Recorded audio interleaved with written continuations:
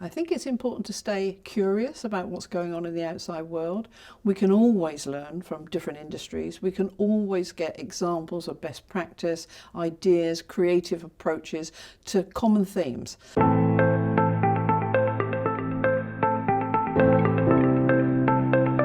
I work with a lot of business leaders and a lot of HR leaders.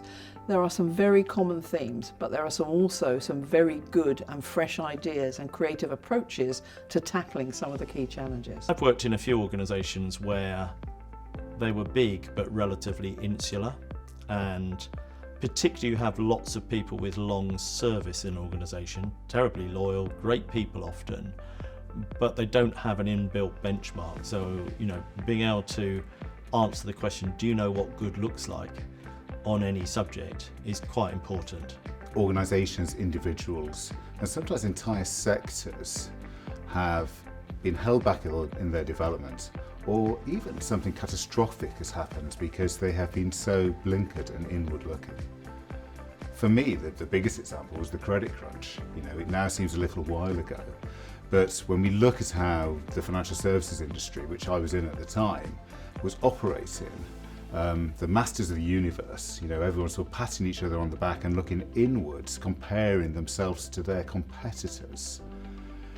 They and we weren't looking outwards. We weren't looking at how was the rest of the world, how was the rest of industry experiencing what the capital markets were delivering at that time. You tend to find in some relatively insular organisations, that may be good in many respects, but if you've got lots of people who've been in that organisation a long time, they just don't have that natural benchmark, about what competitors do, or what best-in-class companies do. You might not choose to be best-in-class at everything because you can't be, but at least knowing what best-in-class is, and are you scoring a 5 out of 10 or a 2 out of 10 on any given subject, is quite useful. So my approach has always been, let's think about developing our leaders in line with where our business needs to go as an investment.